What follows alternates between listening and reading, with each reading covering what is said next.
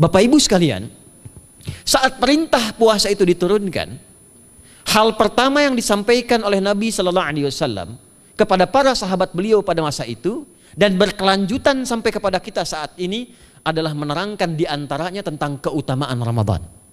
Untuk menjawab sekaligus mengentaskan hoaks yang pada saat itu dibangun oleh orang-orang Yahudi yang tinggal di Madinah. Jadi ketika mereka mengatakan orang Islam tuh nggak punya puasa, ikut kita. Ini puasa yang hebat, puasa yang bagus. Dijawab oleh Allah, turunlah perintah, ya ayyuhalladzina amanu kutiba alaikumus syiyam kama kutiba alal ladzina min qablikum la'allakum tattaqun. Setelah itu apa yang terjadi? Buka Sahih Al-Bukhari. Kitab yang ke-30. Kitabus Shaum. Posisi hadis yang nomor yang kedua di topik ini, riwayat dari Talhah bin Ubaidillah radhiyallahu taala anhu qala Rasulullah sallallahu alaihi wasallam. Perhatikan, ini kalimat pertama yang disampaikan Nabi menyambut kewajiban puasa. As-siyamu junnatun fala yarfuth wa la yajhal wa ini imru'un qatalahu aw syatamahu falyaqul inni shaimun marwataini. La khulufu famis saimi atyabu 'indallahi yaumal qiyamati min rihil miski yatruku ta'amahu wa syarabahu wa syahwatahu min ajli. Ini poinnya. As-siyamu li wa ana ajzi bihi wal hasanatu bi asyri amthaliha. Kata Nabi, puasa kita ini yang kita tunaikan spesial, beda dengan yang lainnya. Jadi ketika Yahudi mengatakan puasa kami ini puasa yang hebat, yang bagus, yang diikuti oleh umatnya Muhammad sallallahu alaihi wasallam. Turun ayat, komentar Nabi pertama apa?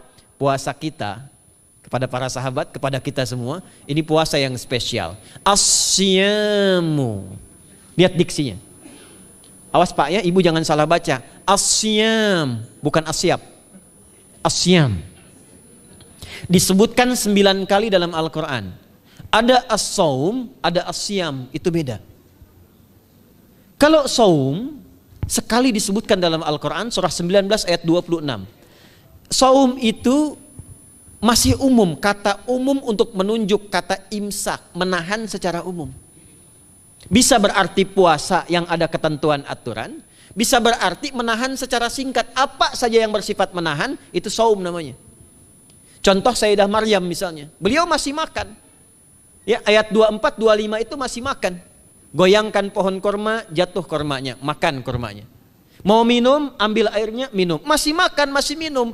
Cuman diminta untuk saum. Apa saumnya? Inni nadhartu lirrahmani sauma falam ukallimal yauma insiya. Jangan bicara pada siapapun. Kamu dituduh, kamu berzina, jangan jawab, biarkan bayinya yang bicara, dan itu mukjizat pertama untuk Isa alaihi salam. Itu nanti dimulai di ayat 31 sampai 33 di surah Maryam surah 19. Tapi beliau diperintahkan saum. Saumnya apa? Jangan bicara. Jadi kalau bapak masih makan, masih minum, cuman nggak mau bicara dulu sama ibu, itu saum. Mau kemana Bi? Kok nggak jawab? Kenapa nggak bicara? Sedang saum. Saum apa? Nggak mau bicara sama mama. Itu bicara. Contoh. Itu saum. Kalau siam 9 kali disebutkan dalam Al-Quran, itu khusus, spesifik. Ada aturannya, ada ketentuannya, nggak boleh sembarangan, nggak bisa kemudian seenak kita melakukannya. Ada ketentuan yang dibuatnya dan itu harus diikuti. Begitu diikuti, maka keagungan dan keistimewaan ibadah itu akan dilekatkan pada pelakunya. Dan menariknya, perintah puasa itu ketika turun ayatnya Al-Baqarah 183, kalimatnya bukan menggunakan saum tapi siyam. Ya ayyuhalladzina amanu kutiba alaikumus. Nah kata Nabi, as-siyamu junnatun. Kalau benar puasa kita ini kita tunaikan yang Ramadan ini, maka dia akan melahirkan satu yang tidak ditemukan pada ibadah lain, yaitu junnah. Ada jinnah, ada jannah, ada junnah. Itu beda. Tapi semua katanya itu hurufnya sama, cuma harokatnya beda. Coba lihat ya. Ada junnah, jinnah, dan jannah. Jannah artinya apa? Surga. Jinnah artinya apa? Jin. Jamak dari kata jin. Minal jinnati wan nas. Baik ya. Ada junnah. perisai. Itu ketiga-tiganya berasal dari huruf jim, nun, kemudian ta. Dalam bahasa Arab, setiap ada huruf dimulai dengan jim dan nun, itu pasti tersembunyi, gak kelihatan. Saya ulang ya, setiap ada huruf dimulai dengan jim dan nun, kalimatnya itu pasti gak nampak, gak kelihatan. Janin, kenapa disebut janin? Karena masih tersembunyi dalam rahim ibundanya, gak kelihatan. Begitu keluar, tampak jadi bashar, jadi bayi yang terlihat. Jin, kenapa disebut dengan jin? Karena nggak nampak. Makanya fitrah jin itu Pak, Ibu, fitrahnya tersembunyi. Jadi kalau ada jin melakukan penampakan, itu jin sedang punya masalah. Betul, itu nyata. Dan yang lebih punya masalah, ada orang-orang manusia yang mencari-cari penampakan jin. Itu sedang kurang sehat itu. Ya, betul, karena jin itu dipasangkan di Al-Quran dengan ins. 18 kali pasangan ini disebutkan, itu lawannya langsung. Jadi jin tersembunyi, ins nampak. Ins itu kelihatan, makanya makhluknya tampak. Jadi kalau ibu ada bapaknya pulang ke rumah sembunyi-sembunyi, itu bapak sedang menjadi? Bukan.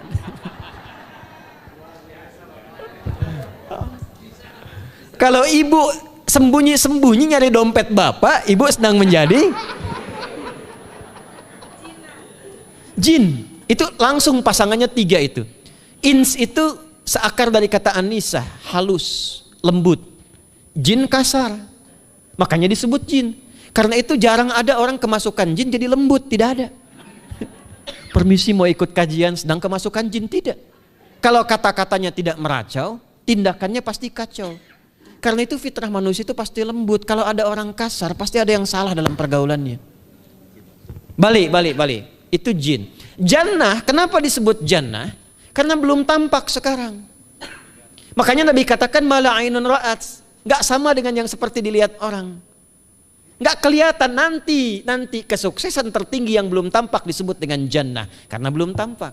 Junnah itu perisai yang bisa langsung membentengi kita dari setan secara otomatis.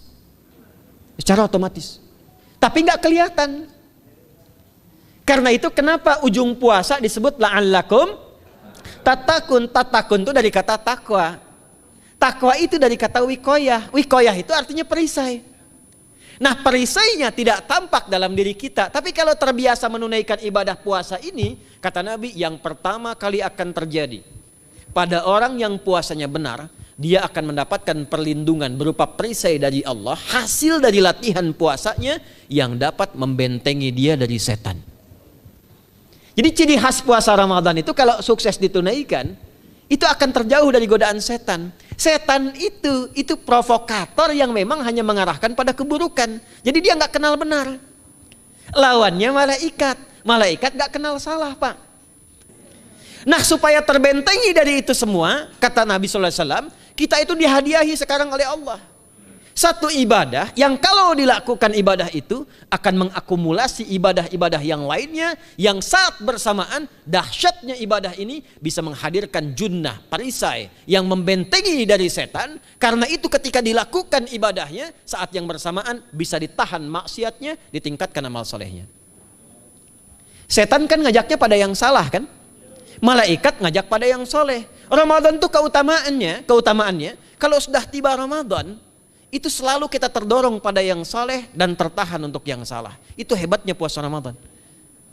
Kalau nggak percaya silahkan Pak Ibu sekalian. Cuman Ramadan yang saat datang waktunya bisa menghentikan orang berbuat maksiat. Nggak percaya cek. Orang yang punya sifat marah semarah-marahnya, itu saat Ramadan bisa berhenti marah. Buka jam 6 kurang seperempat ada yang provokasi. Dia bisa tahan marah tuh, istrinya bingung, tumben Pak nggak marah, ntar habis maghrib. Bisa ditahan. Orang dusta bisa nggak dusta. Dan saat yang bersamaan, teman-teman sekalian, Bapak Ibu, itu bisa terdorong berbuat meningkatkan amal soleh. Sekarang kita keluar dari sini, ada yang minta, belum tentu dikasih. Nanti Ramadan tiba, sudah nyatet berapa yatimnya, berapa du'afanya. Amal soleh naik. Sekarang ada orang ketinggalan sholat fardu terlambat masih biasa. Ramadan ketinggalan sunnah itu gelisah. Betapa ibu-ibu para pejuang yang sangat luar biasa itu berjuang memperebutkan saf pertama setelah maghrib untuk menaruh sejadah. Ah, ini pelakunya nih. Tapi itu hebat, Bu. Saya tanya ibu kalau berjuang naruh sejadah setelah maghrib atau bahkan sebelum maghrib, itu sejadah disimpan di saf itu untuk ngejar sholat apa? Tarawih, bukan isanya. Saya tanya pada ibu, tarawih itu hukumnya sunnah atau wajib? Sunnah. Ramadan tuh jangan, kan yang fardu, ketinggalan sunnah bisa gelisah. Itulah Ramadan. Dan pada saat itulah ketika amal soleh dikerjakan, amal salah ditinggalkan, datanglah junnah, itu perisai yang mengikat setan. Itu yang dimaksudkan di hadis Muslim. Di topik yang ke-13 namanya Kitabus Syiyam.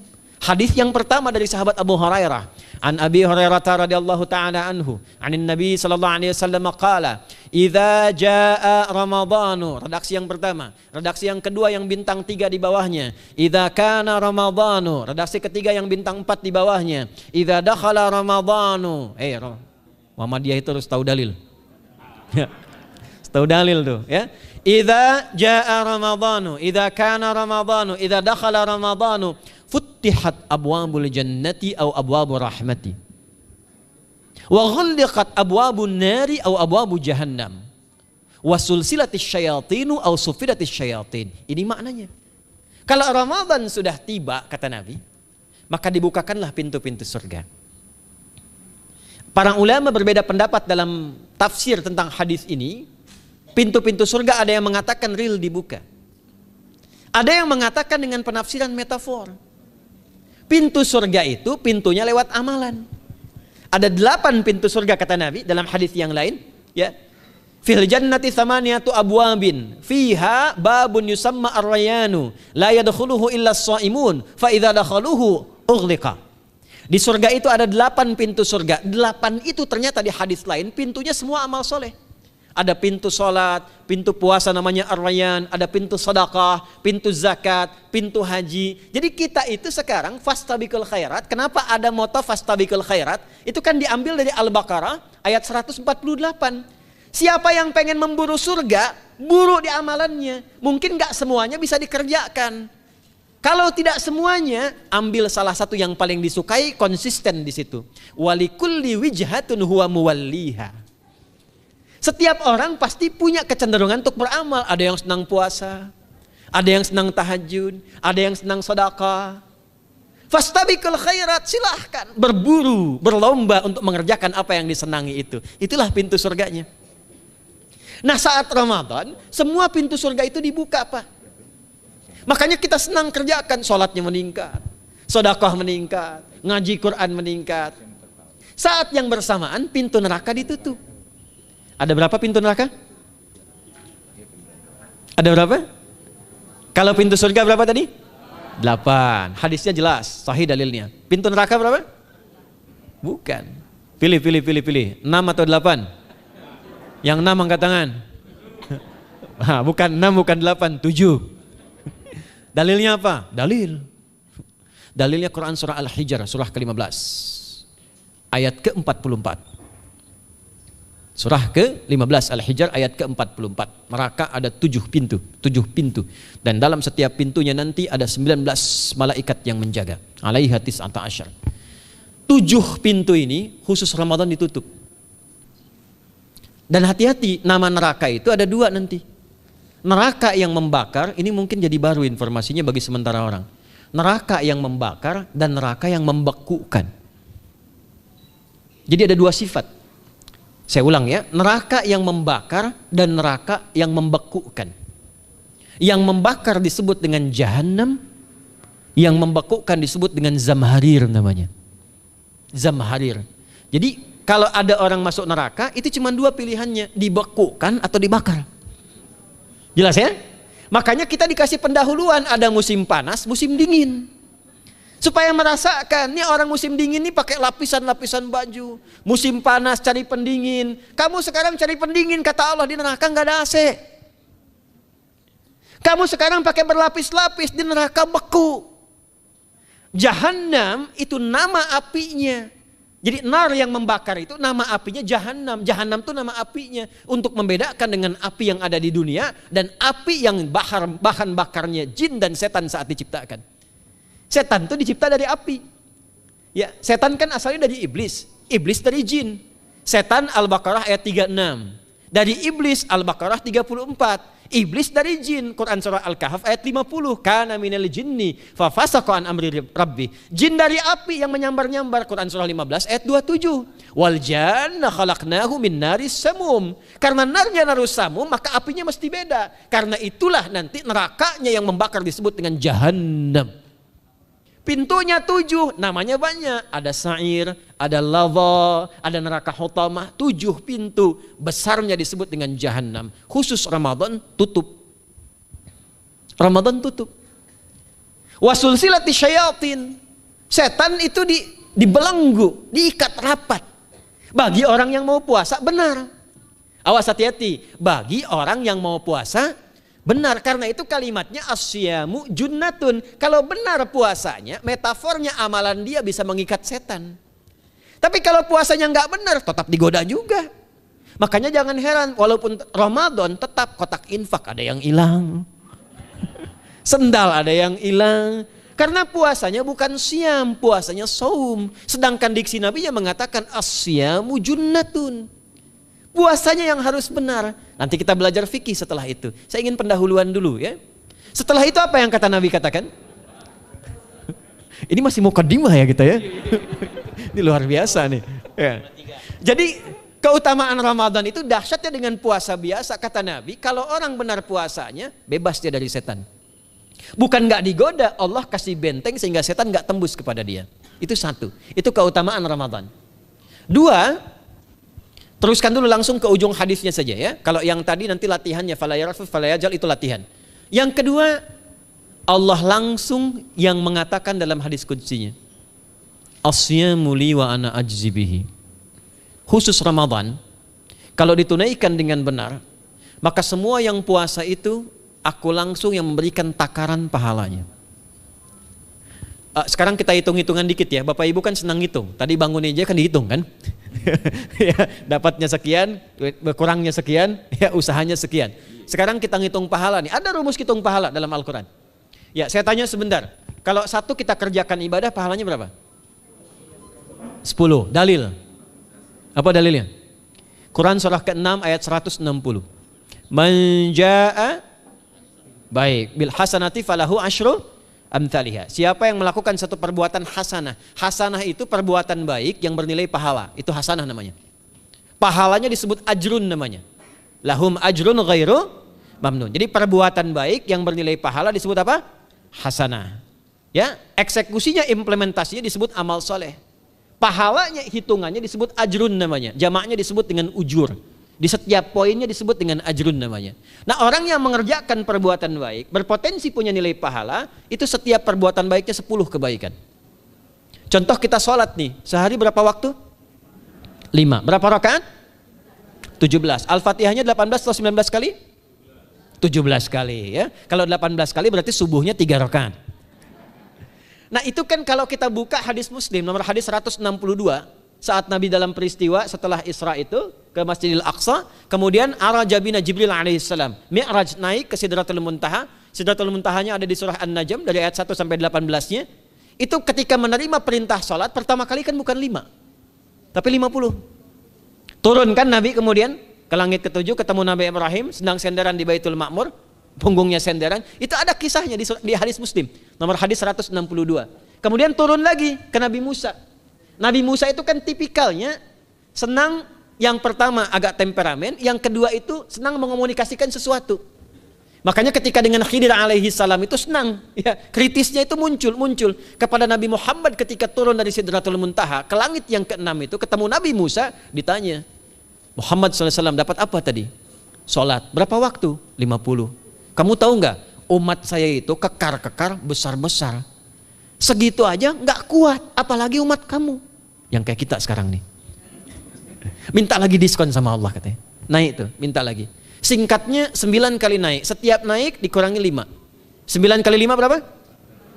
45. 50 kurangi 45 berapa? 5. Turunlah 5. Sampai 5 pun Nabi Musa masih komennya begini, minta lagi aja diskon. Kata Nabi, saya kurang enak lah, malu saya. Sudah diberikan yang paling pokok 5, dan itu pun belum selesai. Dengan senyumnya kemudian, lihat ini indahnya.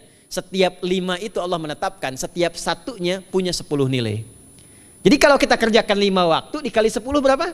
50. Itulah dahsyatnya umat Nabi Muhammad karena keutamaan nabinya. Walaupun 5, nilainya tetap setara dengan yang umat Nabi Musa 50 kali. Karena itu keutamaan Nabi Muhammad itu sangat luar biasa. Sampai nanti dipuji oleh begitu tinggi. Sifatnya, rasanya di ujung surah At-Taubah itu. Akhlaknya di surah Al-Qalam itu. Dan karena kemuliaan ini kita dapat barakahnya. Percikan keberkahannya. Apa itu? Ketika Ramadan yang puasa-puasa lain standar. Puasanya umat Muhammad SAW, setiap puasanya itu pahalanya dilipat gandakan tak terbatas. Allah langsung menilai keikhlasan pada hambanya. Paling minimal kalikan 10 kali lipat lagi dari hari biasa. Wal hasanatu bi asyri amthaliha. Jadi kalau sekarang baca Quran sekarang ini, satu hurufnya berapa? Tahu dari mana? Ya, di At-Tirmidzi nomor hadis 2910. Man qara'a harfan min kitabillahi falahu asyru hasanat. Setiap ada orang baca satu kitabullah dengan syarat dia mukmin, muslim, baca satu huruf dari kitabullah, dapat 10 kebaikan. Satu hurufnya 10, Bu, Pak. Walam aqul alif lam mim harfun, saya tidak katakan kata Nabi alif lam mim satu huruf, walakin alifun harfun, lamun harfun, mimun harfun, walikulli harfin asyru hasanat. Tapi alifnya satu huruf, lamnya satu huruf, mimnya satu huruf, setiap hurufnya 10 kebaikan. Saya kalau ada papan tulis, saya turunkan ini pakai syarah ilmu arud. Itu dahsyat lagi. Arud itu menuliskan apa yang dikatakan, bukan menuliskan simbol yang ditunjukkan. Jadi kalau kita bilang alif, tulis alif. Dan alif itu kan ada 3 huruf, hamzah, lam, fa. Hamzah berapa huruf? Tulis lagi hamzah. Itu baca Quran kalau ikhlas, pahalanya berlipat. Paling standar satu hurufnya 10. Dan hampir nggak ada orang baca Quran cuman satu huruf. Nun. Udah dulu 10 lumayan. Nggak ada. Pasti banyak itu. Dan Ramadan lebih meningkat lagi. Dan dikalikan 10 lagi, itu paling standarnya satu huruf 100, Pak, Bu. Makanya Ramadan tuh limpahan pahala. Rugi orang kalau nggak ibadah saat Ramadan itu. Nabi aja itu tadarusan Quran sekali khatam. Saat tahun meninggalnya 2 kali khatam untuk ngejar kemuliaan-kemuliaan contoh bagi kita. Itu Ramadan. Jadi ini yang pertama menjadikan kita mesti sadar Ramadan beda dengan bulan biasa. Maka disampaikan oleh Nabi yang pertama ada pelipat gandaan pahala.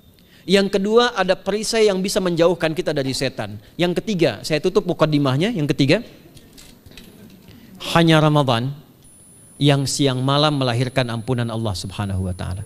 Siang malam. Kita kalau mau nyari ampunan itu bisa kapanpun minta ampun. Tapi ada waktu-waktu yang sangat strategis dan tempat-tempat yang sangat efektif mempercepat mengabulkan doa. Contoh waktu misal sepertiga malam. Itu cepat terkabul doa, hadisnya qudsi. Di antara azan dan iqamah. Waktu singkat di waktu Jumat, ada yang menafsirkan antara duduk khutbah, 1 dan 2, ada yang menafsirkan waktu asar menjelang ke maghrib. Dan itu nanti sepeninggal Nabi ada di antara istri Nabi SAW memburu waktu singkat yang luar biasa ini untuk berdoa. Hafal doanya ya. Allahumma kfina bihalalika an haramik wa aghdina bi ta'atika an ma'siyatik wa bi fadlika amman siwak. Itu dibiasakan di hari Jumat dibacakan. Ya, hafal nggak? Nah, nanti diputar lagi videonya ya, kan ini kita sampai ini lihat lagi. Ya, kembalikan. Ada yang sifatnya tempat. Mihrab itu mustajab. Makanya kenapa imam itu di mihrab? Karena mewakili makmum untuk berdoa. Karena itu pilih imam yang betul-betul paham fikih salat, bagus bacaannya dan ngerti fikih salat supaya dia sebelum salat melihat ke belakang. Itu bukan cuma merapatkan barisan, tidak, untuk melihat siapa yang salat. Apakah tahan berdiri lama kalau dibacakan bacaan panjang? Atau ada yang buru-buru? Lalu bacaannya apa yang sesuai untuk makmumnya? Itu fikihnya. Karena itu tempatnya di mihrab, dan mihrab itu viral, tempat yang cepat mengabulkan doa. Maryam itu punya mihrab. Nabi Zakaria saat minta keturunan itu mohon kepada Allah di mihrabnya Maryam. Ali Imran ayat 38 sampai 39. Hunalika da'a Zakaria rabbah qala rabbi habli min ladunka dzurriyyatan thayyibah innaka sami'ud du'a. Fanadatul malaikatu wa huwa qa'imun yusalli fil mihrab. Cepat terkabul doa. Masjid cepat terkabul doa. Tapi Ramadan itu menggabungkan semuanya. Enggak usah tunggu sepertiga malam. Siangnya diampuni, malamnya diampuni. Apa dalilnya? untuk malam lekat dengan ibadah qiyam namanya. Man qama ramadhana imanan wahtisaban ghufira lahu ma taqaddama min. Siapa yang mampu menghidupkan Ramadan di malam harinya. Dan jangan salah Bapak Ibu sekalian, awas jangan salah ya. Ramadan itu satu paket ibadahnya. Bukan cuma puasa. Ramadan satu paket, ada paket siang, ada paket malam. Dan gak ada paket hemat. Full. Ada siang, ada malam. Dan itu semua sama, cuma beda satu huruf. Hadisnya sama, ibadahnya juga diksinya sama, cuma beda sehuruf. Malamnya qiyam, siangnya siam. Awas ya, malamnya apa? Qiyam, siangnya apa? Siam. Cuman beda satu huruf. Dan itu satu paket. Jadi kalau Anda tertinggal, jangan Anda lah, jangan kita. Kalau ada orang yang tidak mengerjakan semalam, misalnya qiyamnya, cuman siamnya, sah puasanya, benar sesuai rukun, sah. Cuman tidak sempurna keutamaan Ramadannya. Karena itu Allah mengatakan kalau sedang puasa, sempurnakan dengan ibadah malamnya. Itu ada di Al-Baqarah ayat 187. Tsumma atimmus siyama ilal lail. Muqaddimatul lail, maghribnya untuk puasa, lail atasnya untuk qiyam. Orang yang mampu menghidupkan ibadah malam, jangan salah ya. Nanti kita mulai puasa, insya Allah yang pertama dimulai ibadah malam. Qiyam, bukan siam. Jadi jangan terlampau soleh, puasanya nanti nunggu fajar. Malam itu qiyam. Nah qiyam ini ada potensi ampunan dosa Pak Bu. Jadi kalau kita manfaatkan ibadah ini dengan benar, misal ya, kita kan nggak tahu ajal nih. Tiba kemudian kita manfaatkan qiyam bangun, ditunaikan dengan benar, itu Masya Allah. Meninggal misal dalam sujud, itu jaminannya, ghufira lahu ma taqaddama min dzambi. Siapa yang benar ibadah qiyamnya, sampai detik itu, ditunaikan karena imannya, ikhlas karena Allah, saat bersamaan dia introspeksi diri, begitu dia tunaikan, misal dia meninggal, misal saja, semua dosa-dosa yang pernah dia tunaikan diampuni pada saat itu. Ma itu tanpa batas. Ma taqaddama min dzambi, ma semua yang pernah dia kerjakan dalam hidupnya. Karena itu viral. Sayyidah Aisyah itu pernah minta petunjuk pada Nabi di hadis Muslim. Bertanya pada Rasulullah, "Ya Rasulullah, kalau malamnya saya pengen ibadah dan qadar Allah bertepatan dengan malam Al-Qadar, apa yang saya minta?" Itu sampai diajarkan oleh Nabi doanya, dan doanya sahih. Di At-Tirmidzi dikuatkan lagi dengan lebih lengkap redaksinya. Kata Nabi, kalau engkau bersamaan dengan itu malam hari bangun, bersamaan, faquli, katakanlah, Allahumma innaka afuwun karim tuhibbul afwa fa'fu anni. Nanti di hadis yang Muslim, Allahumma innaka afuwun, di At-Tirmidzi ada kata karimnya. Innaka afuwun karim tuhibbul afwa fa'fu anni. Itu malam Bu. Biasanya nunggu sepertiga malam, waktu sahar. Ya, jadi waktu sahar itu waktu singkat menjelang fajar. Kalau subuh sekarang 4:08, itu kira-kira sahar tuh jam setengah 4 lah, ya 3:30 sampai jam 4 itu namanya sahar, bukan lail. Kalau lail dari ba'da isya sampai sahar. Sekarang isya setengah 8 misalnya, jam 8 tuh sampai setengah 4 namanya lail. Jelas ya? Lail tuh malam, jamaknya layali. Turunannya lela, lili, lala itu malam. Ya, ibu leli, ibu malam-malam gitu ya. Gitu. Nah itu waktu menjelang fajar setelah lail sahar, jamaknya ashar. Ashar itu disampaikan di Al-Quran waktu terbaik untuk istighfar. Quran surah 51 ayat 18. Wabil ashari hum yastaghfirun. Yang biasa istighfar berpeluang dapat ridho Allah dan disiapkan surga terbaik melebihi kemewahan dunia. Itu ada di ayat ke-16, 17, 18. Ya, dari ayat 15-nya, 16-nya, 17-nya adalah untuk yang saharnya, 16-nya itu kalimatnya. Ya, 16-nya yang dengan mengatakan Rabbana amanna faghfir lana dzunubana wa qina adzabannar. Ayat 17-nya as-sabirina was-sadiqina wal qanitina wal munfiqina wal mustaghfirina bil ashar. Itu hari biasa seperti sekarang. Ramadan dari ba'da isya sampai terus lagi sampai masuk waktu fajar, siangnya pun masih ada ampunan Allah. Man shoma ramadhana imanan wahtisaban ghufira lahu ma taqaddama min. Saya tanya sekarang, siapa yang enggak punya dosa boleh angkat tangan? Yang dosanya banyak boleh angkat tangan. Tuh, saking banyaknya kita nggak bisa ngangkat. Sekarang rubah kalimatnya. Yang ingin masuk surga angkat tangan. Insya Allah. Yang ingin surga Firdaus angkat tangan. Tuh. Maka ironi itu tampak dalam perilaku kita. pengen ke surga, tingkatan Firdaus, tapi ngaku dosa banyak. Itu dia. Maka Allah punya sifat Rahman dan Rahim. Rahman untuk dunia, Rahim untuk akhirat. Maka diberikanlah kesempatan Ramadan untuk menggugurkan semua dosa itu. Karena itulah Bapak Ibu sekalian, penting kita menyiapkan, karena nunggu Ramadan itu nggak mudah. Dan nggak semua orang itu akan sampai kepada momen yang dimaksudkan. Karena itulah malaikat Jibril itu langsung komen. Ya, jadi ada dua riwayat nih, Nabi yang berdoa, malaikat yang mengaminkan. Ada malaikat yang berdoa, Nabi yang mengaminkan. Jadi Nabi akan naik memberikan tausiah di mimbarnya. Mimbar Nabi itu ada 3 gundakan. Begitu naik ke gundakan pertama, ada 3 gundakan. Lalu tibalah kemudian beliau bersabda. Ada riwayat Nabi yang berkata, malaikat mengaminkan. Ada riwayat sebaliknya, malaikat yang berkata, Nabi mengaminkan. Raghima anfu rajulin. Awas, hati-hati nih. Raghima anfu rajulin liman adraka ramadhana falam yughfar lahu. Terhina di hadapan Allah Subhanahu wa taala. Kotor dirinya. Bu'dan, jauh dari rahmat Allah. Liman adraka ramadhana, siapa yang sudah disampaikan ke bulan Ramadan falam yughfar lahu, tapi tak mampu mendapat ampunan Allah Subhanahu wa taala. Karena itulah saya ingin cepat. Satu, kenapa Ramadan istimewa? Karena ada ampunan Allah yang sangat luar biasa. Kenapa Ramadan istimewa? Karena ada pelipat gandaan pahala. Kenapa Ramadan istimewa? Karena ada peluang untuk menjauhkan dari setan. Dan yang terakhir, Ramadan istimewa karena semua waktu siang dan malam mempercepat terkabulnya doa.